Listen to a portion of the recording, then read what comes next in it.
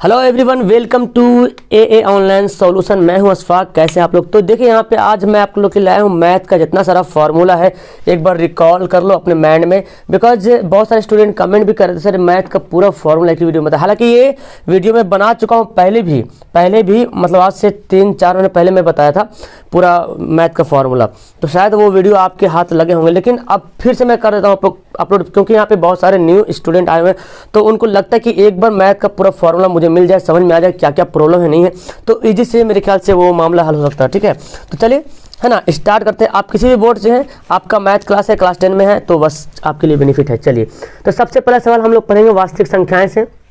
वास्तविक संख्या में एक फॉर्मूला आता है एलसीएम गुना एचसीएफ, यानी कि दो संख्याओं का एचसीएफ अब वही दो संख्याओं का एलसीएम, तो एलसीएम गुना एचसीएफ बराबर पहली संख्या गुना दूसरी संख्या, ये होता है। ठीक है, अब देखो इसी से हमारे सब फॉर्मूला निकलेगा। अगर हमको एचसीएफ निकालना है और एलसीएम अब पहली संख्या और दूसरी संख्या दिया रहे, पहली संख्या दूसरी संख्या और एलसीएम दिया रहे और एचसीएफ निकालने के लिए बोले, तो क्या करेंगे हम, ये पहली संख्या दूसरी संख्या रहेगा, एलसीएम को भेज देंगे। जाहिर सी बात, देखो बराबर है तो इसको जब ये गुना में है, एलसीएम एचसीएफ से क्या हो रहा है, एलसीएम एचसीएफ से गुना हो रहा है, और गुना जब क्या बनेगा, भाग बनेगा, तो भाग हो गया। अब उसी को उल्टा अगर एचसीएफ दिया रहा है, दोनों संख्या दिया रहे तो बोले एलसीएम निकालने के लिए, तो अब एचसीएफ को भेज देंगे नीचे। क्लियर है, ये फॉर्मूला को याद होना चाहिए। उसी आधार से जब अगर एलसीएम एचसीएफ भी दिया रहे और इनमें से कोई एक संख्या दिया रहे, पहली या दूसरी, मान ले कि बी दिया, ए निकालने बोले तो बी को भेज देंगे नीचे। देखो बी के नीचे भेजे, अगर ए दिया है और बी दिया हो, ए निकालने बोले है ना, तो ए को नीचे, अगर ए निकालने बोले तो बी को नीचे भेजेंगे और बी निकालने बोले तो ए को नीचे भेजेंगे। देखिए यहाँ पे है ना, यानी कि भाग जाके क्या, गुना जाके क्या बना, भाग बन गया। तो यही वास्तविक संख्या में सिर्फ एक ही यही फॉर्मूला है। बाकी तो एचसीएफ का फॉर्मूला आप जानते हैं ना, एचसीएफ का फॉर्मूला जानते हैं, भाज्य बराबर भाज्य गुना भागफल जोड़ शेषफल, उसके आधार पर जो बनता है। चलिए बहुपद देखें, यहाँ पे बहुपद क्या बोलता है कि द्विघात बहुपद के ये होता है मूल रूप x square plus b x plus c, ये व्यापक रूप है द्विघात का। ठीक है, तो इस रूप में रहेगा तभी द्विघात बहुपद होगा। मतलब कहने का मतलब ये है कि दो घात होना जरूरी है, ये नहीं रहेगा तो चलेगा, ये नहीं रहेगा तो चलेगा, लेकिन ये रहना बहुत जरूरी है, तभी द्विघात हो पाए, बहुपद होगा, द्विघात बहुपद होगा, द्विघात होना जरूरी है। अगर तीन घात हो जाता है तो वो द्विघात बहुपद, उसको गिनती नहीं करेंगे। अच्छा, द्विघात बहुपद में सूत्र होता है अल्फा प्लस बीटा मूलों का योग, है ना, एक मूल यहाँ एक मूल यहाँ, मूलों का योग क्या होता है, अल्फा प्लस बीटा। फॉर्मूला था माइनस बी बाई ए, क्या था माइनस, तो बी यहाँ पे देखो, ये यहाँ पे जो भी वैल्यू रहेगा 3, 4, 5 जो भी रहेगा पुट करेंगे, एक का वैल्यू जो रहेगा पुट करेंगे। अल्फा प्लस बीटा यानी कि मूलों का गुणनफल क्या होता है, सी बाई ए रख देंगे। चलिए, द्विघात बहुपद का सूत्र होता है अगर आपको अल्फा प्लस बीटा दिया हो या अल्फा इंटू बीटा दोनों दिया रहे या सिर्फ मूल दिया रहे, तो मूल अगर दिया रहे तो अल्फा प्लस बीटा मतलब मूल अगर अल्फा बीटा अलग अलग दिया हो, अब बोले मूल इसका द्विघात बहुपद निकालिए, तो पहले अल्फा बीटा अगर अलग अलग है तो पहले अल्फा प्लस बीटा निकालेंगे, अल्फा इंटू बीटा निकालेंगे और ये फॉर्मूला पे इसको सेट कर देंगे। और कई फॉर्मूला में ये दोनों देता है कि मूलों का योग देता है, मूलों का गुणनफल भी देता है, आपको पता है। अब तो डायरेक्ट आप बैठा लीजिएगा, और नहीं दे अलग अलग दिया रहे तो पहले इसको इस रूप में लाना पड़ेगा, है ना, तब बैठाएंगे। तो ये द्विघात का इतना ही फंडा इसमें है। चलिए त्रिघात के बारे में जान लेते हैं। त्रिघात बहुपद में क्या होता है, जाहिर सी बात नाम से पता चला, त्रिघात मतलब तीन घात होना जरूरी है, x cube plus b x square plus c x plus d, ये फॉर्मूला। ठीक है, चलिए देखिए इसमें क्या होता है, सेम उस कंडीशन को आप याद रखेंगे। देखिए इसमें क्या होता है, अल्फा प्लस बीटा बराबर क्या होता है, माइनस बी बाई ए। यहाँ पे अल्फा बीटा गामा 3 है तो 3, और ये भी माइनस बी बाई ए। कोई दिक्कत इसमें रटने वाली कोई बात नहीं है। ठीक है, alpha plus beta minus b by a याद है तो alpha plus beta plus gamma भी माइनस बी बाई ए। ठीक है, उसके बाद देखो alpha into beta c by a, दो करके गुना हो रहा है ना, दो शून्य यहाँ पे गुना हो रहा है, तो यहाँ पे भी दो शून्य गुना हो रहा है, alpha beta beta gamma gamma alpha, अब गुना कर सबको क्या किए, जोड़ दिया, तब इसका फॉर्मूला वही हो जाएगा सी बाई ए। लेकिन इसका एक फॉर्मूला खाली अलग है कि अल्फा बीटा गामा सिर्फ तीनों मूल जो है एक ही बार अगर गुना हो जाए, तीनों मूल अगर एक ही बार गुना हो जाए तो फॉर्मूला हो जाएगा माइनस डी बाई ए। क्या हो जाएगा, माइनस डी बाई ए। अब यहाँ पे डी का वैल्यू जो रहेगा वहाँ पे पुट कर लेना आपको। त्रिघात बहुपद का व्यापक रूप है, अगर आपको दिया रहे कि alpha plus beta plus gamma ये वैल्यू दिया हो, ये वैल्यू दिया हो, ये वैल्यू दिया हो, और आपसे बोले कि त्रिघात बहुपद क्या होगा प्यारे, तो बस इसको याद रखिएगा, x cube minus alpha plus beta plus gamma x square plus alpha beta beta gamma gamma alpha plus करके x square minus alpha into beta, तो इसको याद रखेंगे तो बन जाएगा। यहाँ पे माइनस नहीं, यहाँ पे प्लस होगा, सॉरी, है ना, यहाँ पे प्लस होना है, तो याद रखेंगे अल्फा सिर्फ यहाँ पे माइनस करेंगे, बाकी यहाँ पे प्लस रहेगा। ठीक है, तो ये फॉर्मूला हो गया आपका द्विघात बहुपद का। चलिए अब आगे देखिए, उसका अगला चैप्टर है 2-4 वाले, देखिए समझते हैं। इसमें आपको जो इंपॉर्टेंट फॉर्मूला है, देखिए डियर, इसमें जो इंपॉर्टेंट फॉर्मूला मैं आपको दिखाता हूँ, देख रहे हैं ना। सबसे इंपॉर्टेंट ये तो याद रखिए, द्विघात दो चर वाले रैखिक समीकरण में दो चर रहेगा, यानी कि एक्स वाई के रूप में रहेगा दो चर। ये आप नोट कर लो, स्क्रीनशॉट ले लो। देखो बहुत इंपॉर्टेंट, मैं आपको समझाता हूँ थोड़ा सा शॉर्ट में। देखो अगर a1/a2, देखो ये a1 है, b1 है, c1 है, a2 है, b2 है, c2, ठीक है। अगर a1 को a2 से डिवाइड करेंगे और b1 को b2 से डिवाइड करेंगे, और अगर दोनों को वैल्यू बराबर नहीं हो, अगर दोनों को वैल्यू बराबर नहीं हो तो बोले केवल एक हल। क्या होगा? केवल एक हल। शुरू में फर्स्ट टाइम में अगर इसको इससे डिवाइड किए, इसको इससे डिवाइड किए और बराबर नहीं आया तो बोले क्या? केवल एक हल। केवल एक हल को ही बोलते हैं अद्वितीय हल। इसका ग्राफ बनेगा क्या? प्रतिच्छेदी। देखो प्रतिच्छेदी मतलब क्या हुआ है? केवल एक बिंदु पे काट रहा है। कहाँ पे प्रतिच्छेद कर रहा है? एक बिंदु पे कर रहा, तो एक बिंदु पे कर रहा प्रतिच्छेद, तो केवल एक हल होगा, इसको अद्वितीय हल बोलते हैं। और ये क्या हो रहा? इसको बोलेंगे अविरोधी। क्या बोलेंगे? अविरोधी। याद रहेगा? चलिए मैं लॉजिक बता दूंगा इसका। देखो और अगर a1 को a2 से भाग करते हैं और b1 को b2 से भाग करते हैं, बराबर हो गया। लेकिन c1 को c2 से भाग करते हैं तो बराबर नहीं होता। तो a1 को a2 से भाग के बराबर हो गया b1 को b2 से, लेकिन इसको बराबर कितना हुआ? तो देखो यहाँ पे क्या कंडीशन, यहाँ देखो पहले बार फर्स्ट टाइम आया, बोला नहीं ये गलत है, बराबर नहीं होगा। और ये बोला क्या? बराबर होगा, फिर बोला नहीं होगा, धोखा दे दिया ये। तो सबसे बड़ा धोखा देने वालों को कभी माफ नहीं किया जाता है। इसको बोलते कोई हल नहीं होगा, ये सबसे बड़ा विरोधी है। इसका बनेगा ग्राफ कैसा? समांतर बनेगा। अब जाहिर सी बात देख लीजिए, समांतर बोले तो कहीं तो टच ही नहीं हो रहा है ये कहीं, तो जब कहीं टच ही नहीं हो रहा तो क्या होगा? तो जब कहीं टच ही नहीं रहा तो कहीं बनेगा नहीं। जब कहीं टच नहीं हो रहा तो कोई इसका कोई हल नहीं निकल पाएगा, ठीक है। तो इसको बोलेंगे विरोधी और इसको क्या बोलेंगे? अविरोधी। इसको बोलेंगे चलो यार कम से कम फर्स्ट टाइम में तो मुझे कुछ सिखा तो गया है, नहीं होगा तो ठीक है, लेकिन सही बात बताया जा रहा है कि कम से कम एक हल दे के जा रहा है ये, ठीक है। तो इसको बोलेंगे अविरोधी। एक हल तो दे रहा है लेकिन इसका तो कोई हल ही नहीं हो रहा, क्योंकि आपस में यहाँ पे बराबर, यहाँ पे धोखा। चलो ये तीनों देखो, ये हमेशा के लिए है ना, जिंदगी के साथ भी जिंदगी के बाद भी। देखिए दोनों बराबर a1/a2, b1/b2, c1/c2, यानी कि इसको इससे भाग के तो क्या होगा? तीनों का वैल्यू क्या हो गया? बराबर आ गया। तो इसको बोलेंगे अनेक हल। क्या बोलेंगे? अनेक हल। अनेक हल बोले तो एक ही लाइन पर दूसरा लाइन, तो बोल कितना बार कट रहा होगा, कितना बार पॉइंट बन रहा होगा, अनगिनत पॉइंट बन रहा होगा ना, अनगिनत प्रतिच्छेद हो रहा है। क्योंकि एक ही लाइन पे दूसरा लाइन रहे तो बहुत सारा पॉइंट बनेगा। इसको बोलेंगे आश्रित। आश्रित मतलब होता है डिपेंड। देखिए डिपेंड है ना, एक ही लाइन पे दूसरा लाइन क्या है? डिपेंड है। ये है दो चर वाले रैखिक समीकरण का इतने सारे फॉर्मूला। द्विघात समीकरण देख लो डियर, द्विघात समीकरण ये बहुत इंपॉर्टेंट सवाल ये भी आता है। देखो फॉर्मूला d बराबर b स्क्वायर माइनस 4ac, ये निकालते हैं फॉर्मूला है ना। विवेचक निकालते हैं, विवेचक हो, डिटर्मिनेंट हो, विवेक्टर हो, ऐसे देता है। d बराबर b स्क्वायर माइनस 4ac। अब देखो अगर आप d का वैल्यू निकाल रहे हो, और d का वैल्यू 0 आ गया है ना, अगर जैसे इसका कोई भी द्विघात समीकरण दिया रहेगा यहाँ पे, और अगर बोले इसको निकालेगा d बराबर b स्क्वायर माइनस 4ac, तो जो b होगा इसको हल करेंगे। अगर इसका वैल्यू 0 आ गया तो 0 आ गया, इसका मतलब क्या हुआ? b स्क्वायर माइनस 4ac 0 के बराबर हो गया। तो जब अगर ऐसा आता तो क्या हो? ये तो इसको बोलेंगे वास्तविक। क्या बोलेंगे? वास्तविक है। और समान भी देखो जो बराबर आ रहा ना, समान है, वास्तविक और समान। मूल क्या होगा? वास्तविक और समान। और अगर d 0 से बड़ा हो, मतलब कि जब इसको हल किए तो प्लस में कोई वैल्यू आ गया, 3, 4, 5, 12, 25 जो भी है प्लस में आ गया, तो 0 से बड़ा हो गया ना। d क्या होगा? 0 से तो छोटा नहीं है, या 0 के बराबर तो नहीं है, क्योंकि अगर 0 आ जाता तब 0 के बराबर होता, लेकिन यहाँ तो 0 से बड़ा आ जाएगा। तो जब कुछ वैल्यू आ जाएगा 2, 3, तो 2, 3 तो 0 से बड़ा है, तो यानी कि d क्या होगा? इससे बड़ा हो जाएगा। तो इसको बोलेंगे वास्तविक तो है लेकिन समान नहीं है, असमान। देखो समान है, ये समान तो यहाँ है ना, बराबर यहाँ है, लेकिन यहाँ तो बराबर नहीं है। अच्छा अगर d का वैल्यू आ गया माइनस में, माइनस बोले तो -4 आ जाए, -5 आ जाए, तो -4 क्या है? 0 से छोटा है कि बड़ा है? 0 से क्या है ना, 0 छोटा है, लेकिन d से तो बड़ा है ना, d से तो बड़ा है। 0 जो है इससे क्या है? बड़ा हो जाएगा। ओके, इससे क्या हो जाएगा? बड़ा हो जाएगा। तो इससे जब बड़ा हो जाएगा तो बोलेंगे वास्तविक नहीं है। और इसका सूत्र जान लो, द्विघातीय समीकरण का सूत्र देखो ये निकालते हैं ऐसे, जैसे कि फैक्टर कैसे निकालते हैं? गुणनखंड विधि से। तो यहाँ पे द्विघातीय समीकरण सूत्र निकालते हैं -b plus -b square minus 4ac/2a। इस तरह करेंगे तो आपका आंसर है। यहाँ पे आप ये b स्क्वायर माइनस 4ac को d भी लिख सकते हो। चलिए मैथ का पूरा मैथ यहाँ पे फॉर्मूला मैं बता दूंगा, टेंशन मत लेना। चलो समांतर श्रेणी का कुछ फॉर्मूला जानते हैं। tn का फॉर्मूला होता है a + n - 1 × d, है ना। पहला पद ये होता है पदांतर होता है, डिफरेंस होता है, और n क्या होता है? पदों की संख्या।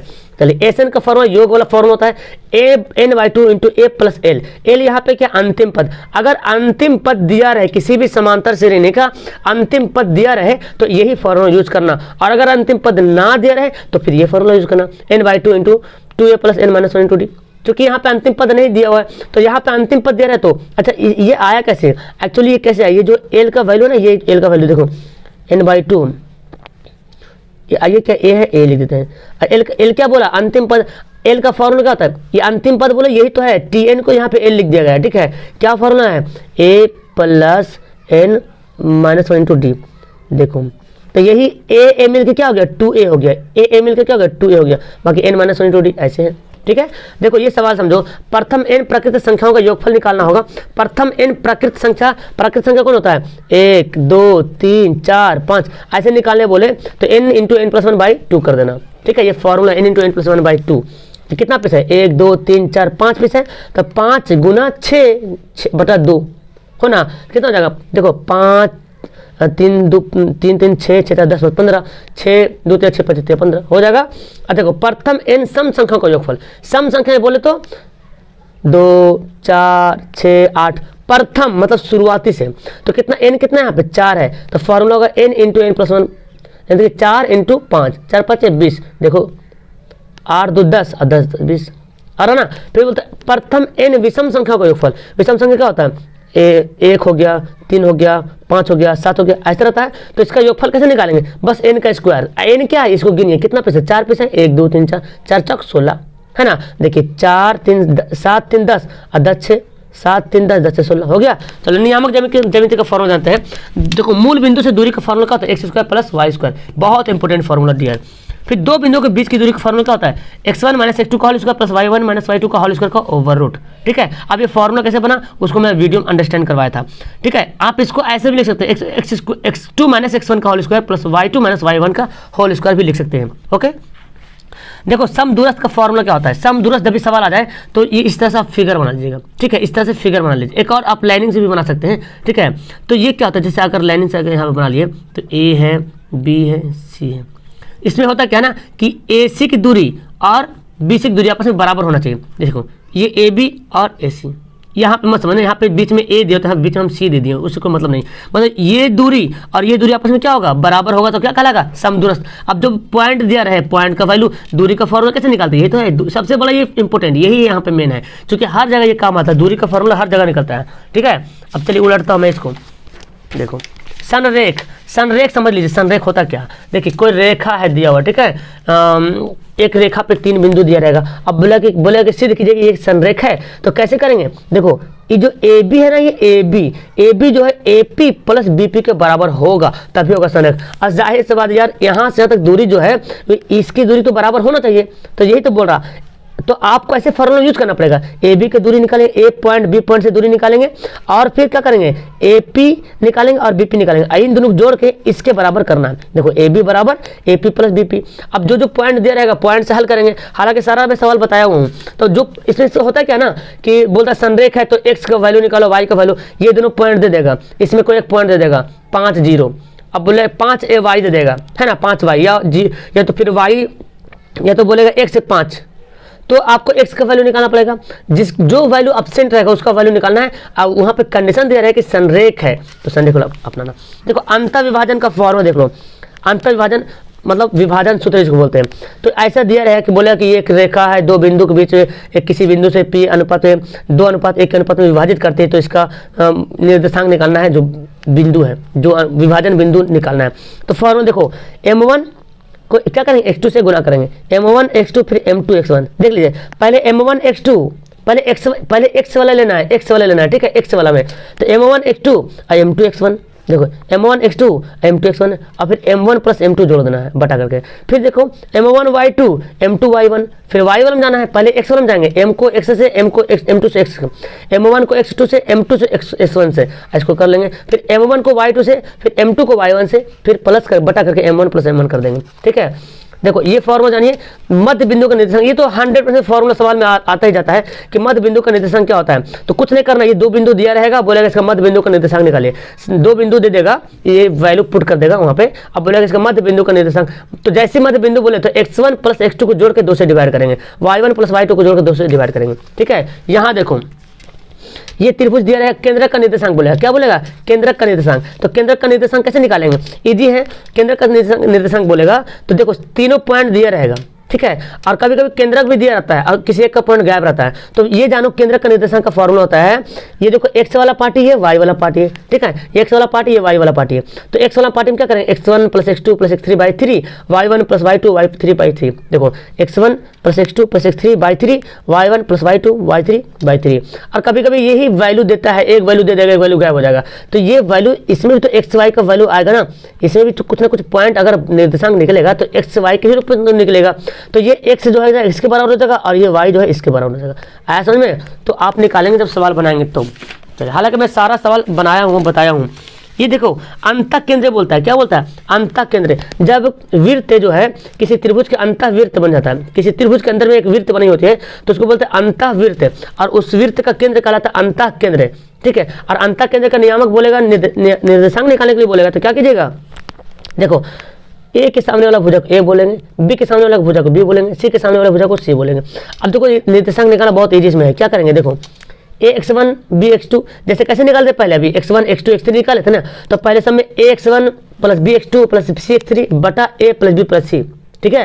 और यहाँ क्या करेंगे, ay1 + by2 + by3 बटा a + b + c, ठीक है। ये तीनों निकालेंगे कब, जब अंतः वृत्त दे देगा ना, अब बोलेगा अंतः केंद्र का निर्देशांक, तब ये फॉर्मूला अपनाना पड़ेगा। तो इसमें अंतः केंद्र अलग है। एक मिनट, ये क्या था, एक मिनट, इससे पहले सवाल था ना, इससे पहले सवाल था क्या, केंद्रक। तो केंद्रक अलग है और अंतः केंद्र अलग है, याद रखिएगा। अंतः केंद्र जब भी रहेगा तो एक वृत्त बना रहेगा, ठीक है। और वृत्त का बोलेगा केंद्र निकालने के लिए, तो यही वृत्त का केंद्र बोलेगा तो फॉर्मूला अपनाना पड़ेगा आपको, ठीक है। x1 + bx2 + cx3/a + b + c, ठीक है। और अगर y भी निकाल सकते हैं, x y by2 + c, a y1 b y2 और c करेंगे cy3, ठीक है, cy3/a + b + c, ठीक है। अब त्रिभुज का निर्देशांक देखो बहुत आसान है, त्रिभुज का फॉर्मूला याद करना, 1/2 x1, देखो मैं कैसे याद करता हूँ, 1 2 3 2 3 1 3 1 2, 10 बार पढ़ो, 1 2 3 2 3 1 3 1 2, 1 2 3 2 3 1 3 1 2। करना क्या है, 3 सांस में पढ़ना है, 1 2 3 2 3 1 3 1 2। पहला सांस में x वाला आना चाहिए, 1 2 3, और 2 3 जो बोलते हैं यहाँ पे उनमें उनके बीच में माइनस होना चाहिए और ये y वाला आना चाहिए, 1 2 3 फिर 2 3 1, तो पहले x आया, 3 1 तो ये माइनस होगा, 3 1 2 3 1 2, बस इसको याद रखो। अब कभी कभी क्या बोलता है, त्रिभुज का क्षेत्रफल संरेख है, क्या बोलता है, संरेख है। तो यदि त्रिभुज का क्षेत्रफल शून्य हो तो क्या होगा, 0 हो जाएगा। त्रिभुज का क्षेत्रफल शून्य हो या तो संरेख हो, त्रिभुज का क्षेत्रफल शून्य हो तो वह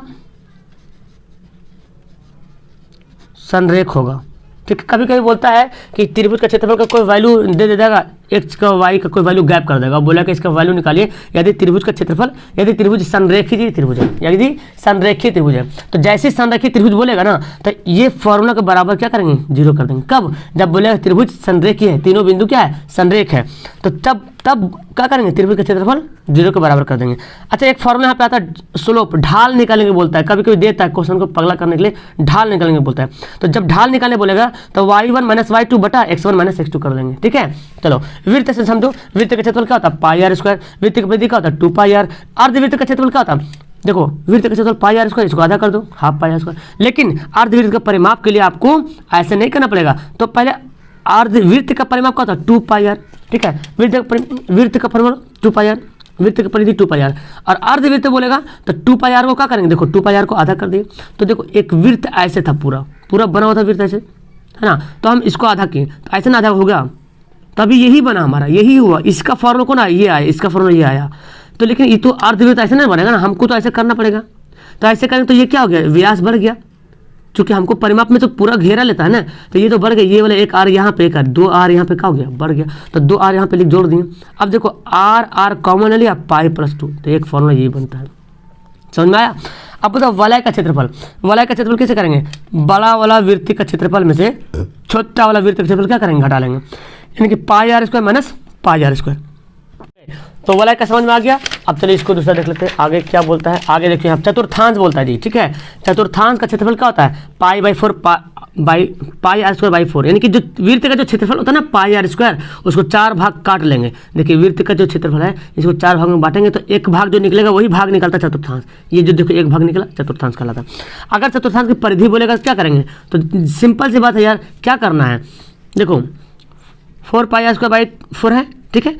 वृत्त की परिधि क्या होता है, 2πr होता है, 2πr को क्या करेंगे, 2 पाई आर को क्या करेंगे, यहाँ पे देखो 2 पाई आर को 4 से डिवाइड कर, चूंकि चतुर्थांश का परिधि बोला था 4 से डिवाइड करेंगे, अर्धवृत्त बोला था तो आधा से डिवाइड कर देते, चतुर्थांश से डिवाइड कितना आ गया, तो जब चतुर्थांश डिवाइड किए तो इतना आ गया, तो इतना जब आ गया तो ये वाला क्या होगा, ये तो लाइनिंग बढ़ जाएगा, हमको सिर्फ ये जो आया ना, ये जो आया है सिर्फ इतना वाला आया, ये वाला आया है, ये वाला, तो ये तो बढ़ गया ना, तो एक त्रिज्या यहाँ से एक त्रिज्या से हो गया। अब बोलता है त्रिज्या खंड का क्षेत्रफल, त्रिज्या खंड जब यही है त्रिज्या खंड, त्रिज्या खंड का क्षेत्रफल निकाले बोलेगा तो सिंपल से theta by 360 pi are square कर देना, थीटा यहाँ पे दिया रहेगा, आर दिया रहेगा, या तो फिर 1/2 एल गुना आर, एल क्या है, ये चाप है, ऐसे भी निकाल सकते हैं, ठीक है। चाप की लंबाई कैसे निकालेंगे, चाप की लंबाई निकालने का फॉर्मूला होता है यहाँ पे theta by 360 2 pi R, theta by 360 2 pi R, यहाँ पे theta by 360 pi are square, ये क्षेत्रफल है, ठीक है। अच्छा, दीर्घ त्रिज्याखंड का क्षेत्रफल बोलेगा तो दीर्घ त्रिज्याखंड बोले तो ये वाला, ये पार्ट, जैसे एक त्रिज्याखंड तो छोटा वाला बना ना, तो बड़ा वाला भी तो त्रिज्याखंड बन जाएगा, तो वृत्त के क्षेत्रफल में से इस छोटा त्रिज्याखंड क्या करेंगे, घटा देंगे, तो बन जाएगा बड़ा वाला। देखो वृत्त के क्षेत्रफल में से त्रिज्याखंड का क्षेत्रफल क्या घटा दिए, आगे यहाँ पे चलिए। अब बोलते त्रिज्याखंड का परिमाप, तो परिमाप निकालना इजी है ना, ये 2r आइए एल 2r प्लस एल, देखिए 2r प्लस एल। अब बोलते वृत्तखंड का क्षेत्रफल, देखिए वृत्तखंड का क्षेत्रफल कैसे निकालते हैं, वृत्तखंड बोलते हैं ये वाला, ये पार्ट जो मैं कलर के ये वाला इसको बोलते हैं वृत्तखंड, ये वाला जो ऐसे हो वृत्तखंड। तो वृत्तखंड का क्षेत्रफल कैसे निकालेंगे, इस त्रिज्याखंड का क्षेत्रफल में से, इस त्रिज्याखंड का क्षेत्रफल में से इस त्रिभुज का क्षेत्रफल जो त्रिभुज बन रहा, इस त्रिभुज का क्षेत्रफल क्या करेंगे, घटा देंगे, त्रिज्याखंड का क्षेत्रफल में से त्रिभुज का क्षेत्रफल माइनस कर देंगे, तो आ जाएगा वृत्तखंड का क्षेत्रफल। देखिए त्रिज्याखंड का क्षेत्रफल में त्रिभुज का क्षेत्रफल क्या किया, घटा दिए, तो यहाँ पे आ गया। इसको आप ऐसे लिख सकते हैं, या तो आप 1/2 आर स्क्वायर साइन थीटा भी लिख सकते हैं, ठीक है, 1/2 आर स्क्वायर साइन थीटा, इससे भी बन जाएगा। तो वहाँ पे थीटा का वैल्यू नहीं दिया रहे तो आप इसको इस्तेमाल करना साइन स्क्वायर थीटा, थीटा कौन दिया रहेगा ओके, ठीक है। अच्छा, दीर्घ वृत्त का क्षेत्रफल क्या करेंगे, तो वृत्त का क्षेत्रफल में से त्रिज्याखंड का क्षेत्रफल क्या करेंगे, घटा लेंगे। देखो यहाँ पे नहीं देखें, देखो ये हमारा वृत्त है और ये हमारा ये है, तो ये है वृत्तखंड, लेकिन दीर्घ वृत्तखंड बोल रहा तो ये पूरा बड़ा वाला, तो वृत्त का क्षेत्रफल में से ये जो वृत्तखंड है छोटा वाला, इसका क्या करेंगे, घटा लेंगे, ये पूरा वृत्त का क्षेत्रफल में से ये वाला छोटा वाला घटा लेंगे, तो बन जाएगा हमारा दीर्घ वृत्तखंड का क्षेत्रफल। परिमाप बोलेगा तो क्या करेंगे, इसमें तो इजी है ना, ये देखो ये क्या है, ये जीवा बनता है और ये क्या है, चाप है, ये चाप है और जीवा, तक जीवा प्लस चाप की लंबाई जोड़ देंगे। क्षेत्रफल का फॉर्मूला देख लो, घन का फॉर्मूला क्या होता है, 6 गुना भुजा स्क्वायर, आयतन क्या होता है, भुजा क्यूब, घन का विकर्ण क्या होता है, a square plus b square plus c square, मतलब घन में तो सभी भुजाएं बराबर होती है, लंबाई चौड़ाई ऊंचाई सभी भुजाएं बराबर होती है, यानी कि 3 गुना भुजा स्क्वायर ओवर रूट करेंगे तो रियल में क्या बनेगा, √3/2, क्या बनेगा, √3/2, ठीक है। चलिए घन आप देखें तो घना में क्या होता है, लंबाई चौड़ाई ऊंचाई सब अलग अलग होता है, 2 × LB plus BH plus HL, याद है आपको। चलिए घन आपका आयतन L गुना B गुना H, घन आपका विकर्ण निकालना तो L square plus B square plus H square, ये बहुत इंपॉर्टेंट, विकर्ण में फंस जाता बंदा। चारों दीवारों को क्षेत्रफल निकालना है तो क्या करें, 2 × LB प्लस H, ये भी इंपॉर्टेंस वाला है, ठीक है। चलिए आप देखो मैं यहाँ पे बता रहा हूँ, बेलन है ना, बेलन का क्षेत्रफल देखो, बेलन का कैसे निकालेंगे, क्षेत्रफल 2 पाई RH होता है, बेलन का क्षेत्रफल होता है, पृष्ठ क्षेत्रफल 2 पाई RH, बेलन का आयतन पाई आर स्क्वायर एच, क्या करेंगे, पाई आर स्क्वायर एच। अगर बेलन का पूर्ण बोलेगा तो देखो ये वक्र पृष्ठ क्या है, ये सिर्फ ऊपरला ये जो है ना, जिस चदरा से बनता है बेलन वो है, ये ऊपर गोल है, इसको छोड़ के निकला है, लेकिन ये जब ढक्कन यहाँ पे ढक देंगे, इधर से ढक्कन ढक देंगे तो बन जाएगा पूर्ण पृष्ठ क्षेत्रफल, क्या बनेगा, पूर्ण पृष्ठ क्षेत्रफल। तो वक्र पृष्ठ के क्षेत्रफल में से दोनों त्रिज्या जोड़ देंगे, एक त्रिज्या यहाँ पे है तो ये क्या होता है, पाई आर स्क्वायर, यहाँ भी क्या होगा, पाई आर स्क्वायर, तो पाई आर स्क्वायर क्या होगा, 2 पाई आर स्क्वायर, यहाँ पे जोड़ देंगे, तो फाइनली हमारा आंसर क्या आ जाएगा, बेलन का पूर्ण पृष्ठ का क्षेत्रफल आ जाएगा 2 pi are × H plus R, ठीक है। अगर खोखले बेलन का आयतन निकालना है तो हम क्या करेंगे, बड़ा वाला बेलन का आयतन के अंदर से जो एक खोखला बेलन है उसका आयतन निकाल घटा देंगे, यानी कि pi are square minus r square, pi are square minus pi are square, तो H यहाँ पे R क्या है, कैपिटल है, यहाँ पे R स्मॉल है, तो पाई H ले लिए common, R square minus R square, ठीक है। अच्छा शंकु निकालना है, शंकु का आयतन क्या होता है, 1/3 पाई आर स्क्वायर, क्या होता है, 1/3 पाई आर स्क्वायर। शंकु का वक्र पृष्ठ क्षेत्रफल क्या होता है, पाई RL, याद रखिएगा। L कैसे निकालते हैं, L निकालने के देखो फॉर्मूला यहाँ पे बता रहा हूँ। शंकु का पूर्ण पृष्ठ क्या होता है, अच्छा वक्र पृष्ठ क्या होता है, ये जो दिख रहा है, ये जो तंबू जो बना हुआ है ये है पूरा वक्र पृष्ठ। अब पूर्ण बोलता है जो नीचे है, नीचे जो वृत्त टाइप का बना हुआ इसको ले लेंगे तो बन जाएगा पूर्ण, तो ये त्रिज्या, ये वृत्त नहीं है, देखो तो ये वृत्त गोल बन जाता है ना, तो वृत्त क्षेत्रफल क्या होता है, पाई आर स्क्वायर, यहाँ पे सेट किया, आंसर आ गया। ये तो एल निकालने एच क्यू निकाल, तो जानते हैं आप इस पाइथागोरस पर में, तो आपको बहुत अच्छे तरीके से पता है। गोला देखें, गोला का क्या होता है आयतन 4/3 पाई आर क्यू, आराम से है ना, याद होगा आपको। गोला का वक्र या पृष्ठ पूर्ण वही होता है, गोला का पूर्ण अलग से नहीं होता, वक्र अलग से नहीं होता, वही होता है जो होता है वक्र पूर्ण वही होता है, यानी कि 4 पाई आर स्क्वायर। अर्धगोला बोले तो अर्धगोला का आयतन क्या निकालेंगे, तो गोला का आयतन 4/3 पाई आर क्यू, इसको आधा कर देंगे यानी कि 2 से डिवाइड कर देंगे, तो 2 से देखो डिवाइड किया 1/2 करिए, 2 दूना 4, 2/3 पाई आर क्यू, ठीक है। ये आयतन का, अगर गोला का, अच्छा गोला में वक्र पूर्ण दोनों होता है, तो गोल बेलन का वक्र पृष्ठ का क्षेत्रफल क्या था 4 पाई आर स्क्वायर, बेलन का वक्र पृष्ठ का क्षेत्रफल था 4 पाई आर स्क्वायर। जब इसको आधा करेंगे, जब बोलेगा गोला का वक्र पृष्ठ बोलेगा तो सिर्फ आधा करेंगे 2 पाई आर स्क्वायर, लेकिन बोलेगा गोला का पूर्ण अर्धगोला का पूर्ण पृष्ठ क्षेत्रफल, ये अर्धगोला है, अर्धगोला का पूर्ण पृष्ठ क्षेत्रफल बोलेगा तो ये तो रहेगा और पाई आर स्क्वायर जुड़ जाएगा। देखो कैसे, क्योंकि जब आयतन के थे तो ये वाला भाग हम क्षेत्रफल जब पूर्ण निकालेंगे, जब हम वक्र की बात कर रहे हैं तो ऊपर वाला भाग नहीं हम ले रहे हैं, सिर्फ ये वाला भाग ले रहे हैं, ठीक है। और जब हम पूर्ण पृष्ठ के क्षेत्रफल की बात कर रहे हैं तो ऊपर वाला भाग ले रहे हैं, तो ऊपर कैसा है एक वृत्त की तरह है, और वृत्त का क्षेत्रफल क्या होता है पाई आर स्क्वायर। देखो 3 पाई आर स्क्वायर, आपको पता है ना, अर्धगोला का पूर्ण पृष्ठ का क्षेत्रफल होता है 3 पाई आर स्क्वायर, बंदा इसमें फंसता है। छिन्नक का देखो आयतन क्या होता है, छिन्नक का आयतन, तो छिन्नक को आप शंकु से रिलेट करो, शंकु का आयतन क्या होता है 1/3 पाई आर स्क्वायर, यहाँ पे आर का खेला है, ठीक है, तो 1/3 एच करेंगे, और यहाँ पे जो आर है, चूंकि इसमें देखो कैपिटल भी आर, इसमें 2 आर बनता है यहाँ पे यहाँ पे, तो क्या करेंगे आयतन में R square capital R square plus small R square plus capital R into R, ये वाला याद रखना, ठीक है। अगर छिन्नक का वक्र पृष्ठ बोले तो पाई आर एल, तो आर का खेला यहाँ पे, क्या करेंगे यहाँ पे पाई आर में से स्मॉल कैपिटल आर में से स्मॉल आर क्या करेंगे घटा देंगे। चलिए छिन्नक का पूर्ण पृष्ठ बोले तो क्या करेंगे, जो आपका वक्र पृष्ठ था pi r into r minus l, R1 minus capital r minus small r, इसमें 2 वृत्त जुड़ जाएगा, देखो दोनों पाई आर स्क्वायर ऊपर वाला और पाई आर स्क्वायर नीचे वाला जुड़ जाएगा। अगर बाल्टी का क्षेत्रफल बोले तो क्या करेंगे पाई आर बाल्टी। अब देखो यार बाल्टी कैसे होता है, जब बाल्टी आप लेते हैं तो बाल्टी का ये तो पूरा पेंदी यहाँ पे लगा रहता है, ये तो थोड़ी बाल्टी के ऊपर खुला रहता है, ये थोड़ी खुला रहता है, तो वक्र पृष्ठ का क्षेत्रफल में से ये वाला क्या करेंगे, ये एक ही वृत्त का क्षेत्रफल जोड़ेंगे, ये वाला नहीं जोड़ेंगे। जब बाल्टी निकालना है क्षेत्रफल तो ये पूरा वक्र पृष्ठ का क्षेत्रफल लेके, यानी कि ये वक्र पृष्ठ का क्षेत्रफल लेकर और नीचे वाला क्या करेंगे जोड़ देंगे, इसको नहीं जोड़ना है, तो ये तो मैं किया हूँ, देखो पाई आर का गया हूँ जोड़ दिया हूँ, स्मॉल आर है, ठीक है। एल कैसे निकालेंगे, वही funda H square plus R minus R का होल स्क्वायर का ओवर रूट। त्रिकोणमिति में देखो ये पता आपको, ये आप याद करो, लाल कका एल एल के लंब आधार कर्ण लंब आधार लंब कर्ण कर्ण, या तो P B P H H B ऐसे भी याद कर सकते हैं। अब देखो पी बटा एच बी बटा एच पी बाई बी, देखो साइन बराबर क्या तो 1 कॉसेक, यहाँ पे sine cos tan cosec sec cot, देखो sine cos tan cosec sec cot, okay. तो अब यहाँ पे साइन बराबर निकालना हो तो 1 कॉसेक करते हैं, कॉस होता है कॉसेक 1 साइन, एक दूसरे का उल्टा होता है, एक दूसरे का उल्टा होता है, cos 1 sec, sec 1 cos, cot 1 tan, tan 1 cot. Sine का फॉर्मूला लंब बटा कर्ण, कॉस आधार बटा कर्ण है ना, टैन लंब बटा आधार, पता है आपको फॉर्मूला। चलो ये देखो साइन को कॉसेक से गुना करें तो 1 होगा, sine into cosec 1, cos into cosec 1, tan into cot 1, ये फॉर्मूला आपको पता होना चाहिए। अब यहाँ से इसके बाद ये इंपॉर्टेंट फॉर्मूला यहाँ पे देखो, पूरा वाला फॉर्मूला साइन 90 माइनस थीटा क्या होता है cos theta, cos 90 minus theta sine होता है, ये थीटा पूरा फॉर्मूला देख लो, नोट कर लो फटाफट, बहुत इंपॉर्टेंट सवाल है।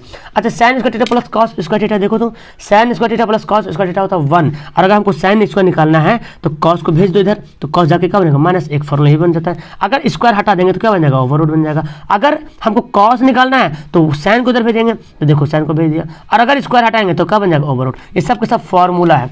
अच्छा देखो ये cosec square theta minus cot square theta बराबर क्या होता है 1 होता है, ठीक है, ये मेन फॉर्मूला है। अगर हमको कॉसेक निकालना है तो कॉट को इधर भेजेंगे, और कॉट यहाँ पे माइनस में तो क्या बनेगा प्लस में, बन गया यहाँ पे एक फॉर्मूला। अगर स्क्वायर हटाएंगे तो क्या बनेगा ओवर रूट बन जाएगा। अगर हमको कॉट निकालना है तो 1 को इधर भेजेंगे है ना, तो 1 जाके क्या बनेगा माइनस बन जाएगा, और अगर स्क्वायर हटाएंगे तो क्या बनेगा ओवर रूट बन जाएगा। तो ये फॉर्मूला है आपका त्रिकोणमिति का। देखिए सेक वाला देख लो, sec square theta minus tan square theta बराबर क्या होता है 1 होता है, ठीक है।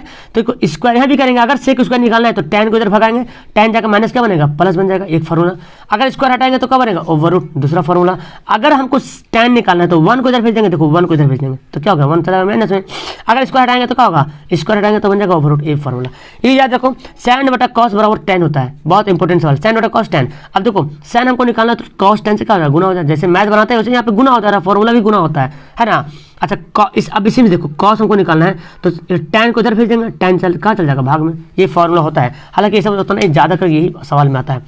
कॉस बाई साइन क्या होता है, कॉट होती है। ये भी सवाल ज़्यादा आकर के आता है। इसके अलावा देखो कॉस निकालना तो साइन को कॉट से गुना कर दिए, है ना। और अगर साइन निकालना है, देखो साइन निकालना तो कॉट क्या हो जाएगा, डिवाइड आ जाएगा, कॉट नीचे चला जाएगा। ये फॉर्मूला आप याद कर लो। देखो sine 0 0, sine 30 1/2, sine 50 1/2, sine 60 √3/2, sine 91। Cos को देखो साइन याद है, सारा खत्म मामला, बस सिर्फ साइन को याद करना है और कुछ नहीं याद करना है। कॉस जो है साइन को उल्टा, देखो जो साइन 90 है वो कॉस 0, देखो ये देखो यहाँ लिखा गया, ये देखो यहाँ लिखा गया, ये यही, ये इधर, ये इधर, है ना उल्टा। और tan निकालना हो तो इसको इससे क्या करो, डिवाइड कर दो। तो 1 को 0 से डिवाइड करने का होगा 0। अच्छा इसको डिवाइड करेंगे तो क्या होगा, 2 2 कट जाएगा, क्या हो जाएगा, देखो 1/2 भागा √3/2, तो 2 ऊपर चल जाएगा, तो यहाँ पे इस तरह से आ जाएगा। इसको डिवाइड करेंगे क्या होगा, 1 हो जाएगा। इसको डिवाइड करेंगे क्या हो जाएगा, देखो तो √3/2। और ये भाग करेंगे, बोल रहे हैं हम क्या, भाग करने के लिए, तो भाग करेंगे तो उल्टा हो जाएगा, तो 2 2 कट जाएगा, क्या हो जाएगा, √3 करेगा। इसको इससे भाग करके देखिए, ये आंसर आ जाएगा। बस इतना हो गया। अब कौशेक निकालना है तो इसको जस्ट उलट देना है, उलट देना है। इसके नीचे क्या छुपा हुआ, 1 छुपा हुआ है ना। इसके नीचे क्या छुपा, 0 के नीचे 1 छुपा रहता है, तो 1 छुपा हुआ है 0 के नीचे। इसको उल्टेंगे तो 1 0 के नीचे 1 छुपा हुआ है, इसको उल्टेंगे तो 1/0। और इसका वैल्यू क्या होता है, इन्फिनाइट होता है। ओके इसको उलटिए तो क्या 2 ऊपर चल जाएगा, 1 नीचे आ जाएगा। यहाँ का चल जाएगा √2 ऊपर चल जाएगा, 1 नीचे आ जाएगा। यहाँ 2 ऊपर जाएगा, √3 नीचे आ जाएगा। यहाँ तो 1 के 1 ही रहेगा। इस सारा देखो सेक जो है कॉस का उल्टा, देखो √3/2 है तो 2/√3, 1/2 है तो √2 हो जाएगा, 1/2 है तो 2 हो जाएगा, और 0 तो क्या होगा, इन्फिनिट हो जाएगा। अच्छा यहाँ देखो ये तो कॉट किसका, tan का, तो यहाँ भी वही कंडीशन, इसको उल्टेंगे तो इन्फिनिट हो जाएगा। 1/√3 तो उल्टा गया, ऊपर गया तो √3 हो गया, 1 को 1 ही है, √3 को उल्टेंगे तो 1/√3 हो जाएगा। ये आपका था त्रिकोणमिति का फॉर्मूला। अब आपका लास्ट बच गया क्या, संख्याकी वाला सवाल देख लो। देखो इसमें माध्य निकालना होता है, प्रत्यक्ष माध्य, माध्य का 3 फॉर्मूला, प्रत्यक्ष माध्य, कल्पित माध्य और पद विचलन माध्य। तो simple formula sigma f x बटा सिग्मा एफ आपको बनाना पड़ता है। उसमें कल्पित माध्य है a plus sigma f d बटा सिग्मा एफ। पद विचलन माध्य है कि a plus sigma f d f u बटा सिग्मा एफ गुना एच। अच्छा बहुलक निकालने का फॉर्मूला है L plus F1 minus F2 बटा 2F1 minus F0 minus F2 बटा गुना एच। ये फॉर्मूला कैसे अप्लाई करेंगे तो सवाल में आपको बताया, मैंने बहुत बार बताया। माध्य माध्यिका का फॉर्मूला होता है, देखो माध्य हो या माध्यिका L plus n/2 minus CF बटा F गुना H। ये फॉर्मूला याद रखिएगा। इसके अलावा ये फॉर्मूला बहुत इंपॉर्टेंट, बहुलक का फॉर्मूला, बहुलक बराबर 3 गुना माध्यक माइनस 2 गुना माध्य। इस सवाल आता है बहुत बार। समबाहु त्रिभुज का क्षेत्रफल फॉर्मूला बहुत बार पूछा जाता है, √3/4 गुना भुजा स्क्वायर। ठीक है, समबाहु त्रिभुज की ऊंचाई होता है √3/2 गुना भुजा। अच्छा ये फॉर्मूला तो पता है, alpha plus beta A plus B का whole square A square plus B square, ये तो बच्चे से बनाते हैं। यहाँ पे ये फॉर्मूला भूल जाते हैं, ए स्क्वायर माइनस बी स्क्वायर ए प्लस बी इंटू ए माइनस बी। अच्छा ये फॉर्मूला बहुत इंपॉर्टेंट है, ये वाला फॉर्मूला बच्चा गड़बड़ करता है अक्सर। ए स्क्वायर प्लस बी स्क्वायर क्या होता है, ए प्लस बी का होल स्क्वायर ए प्लस बी का होल स्क्वायर माइनस 2ab, याद रखिएगा। तो यहाँ पे फॉर्मूला वाला वीडियो होता है एंड। मजा आया, किसको किसको कितना फॉर्मूला याद था नीचे जल्दी से फटाफट कमेंट करो, और अच्छी लगी वीडियो तो लाइक करो। Okay that's all, thank you everyone, मिलते हैं नेक्स्ट वीडियो में।